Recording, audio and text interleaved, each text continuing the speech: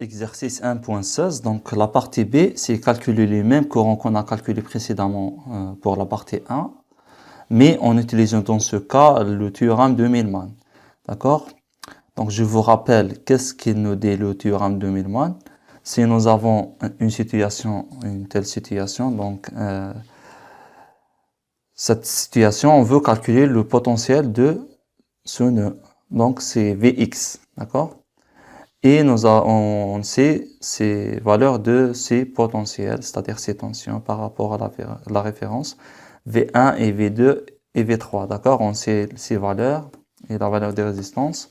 Le théorème de Millman nous dit que ce potentiel multiplié par la somme des conductances, donc 1 sur R1 plus 1 sur R2 plus 1 sur R3, est égal à donc le potentiel de la branche multiplié par la conductance de la branche, c'est-à-dire V1 fois 1 sur R1 plus V2 fois 1 sur R2 plus V3 fois 1 sur R3. Voilà ce qui nous dit le théorème de superposition.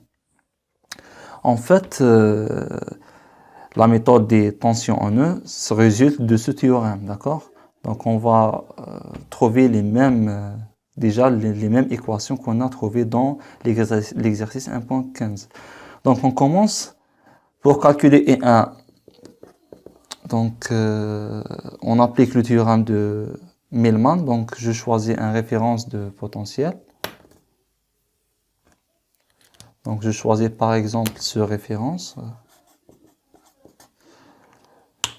Donc le théorème de Millman nous permet de calculer ce potentiel, d'accord? Voilà Vx.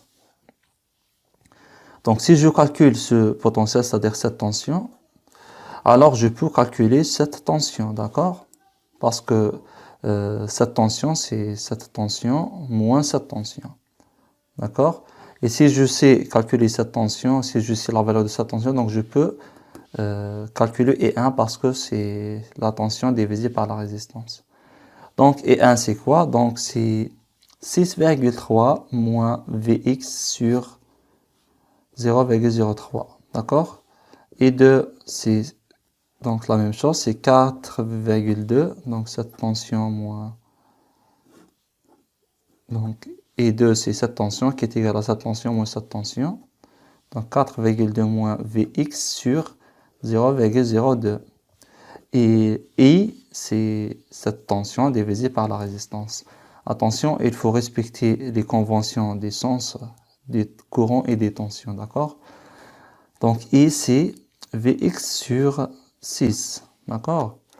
Donc, en appliquant le théorème de Millman, donc 1 sur, donc je cherche Vx, donc j'ai cette branche possède cette conductance, donc 1 sur 0,03 plus 1 sur 0,02 plus 1 sur 6 est égal à, pardon, fois Vx est égal à quoi? Donc est égal à donc, ce potentiel V1 et ici, voilà, je sais ce potentiel à quoi est égal, c'est la même tension, est égal à la même tension de ce générateur, c'est-à-dire est égal à 6,3 divisé par cette résistance, c'est-à-dire fois cette conductance, plus ce potentiel qui est égal à donc, cette tension qui est 4,2 sur 0,02 plus donc 0 parce qu'on n'a pas un générateur ici. Le potentiel de ce point,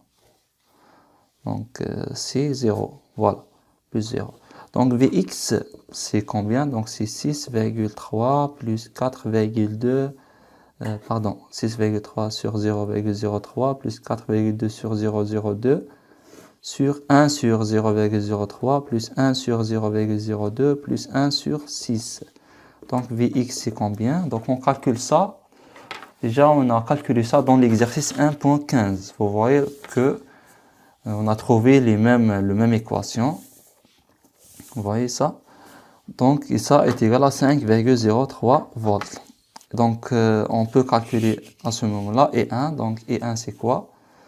C'est 6,3 moins cette tension divisé par 0,03. Donc voilà, c'est la même équation. Donc c'est 42,33 ampères. Et 2 c'est moins 41,5 ampères. et E, c'est 0,84 ampères. Voilà. Donc, le théorème de la méthode des tensions en E résulte directement de ce théorème de Millman. D'accord? Merci de votre attention et on revoit dans la partie, quelle partie? La partie C. Donc, on va calculer dans la vidéo qui va suivre le courant I1, I2 et I en utilisant quoi? En utilisant le théorème de Thevenin. Au revoir.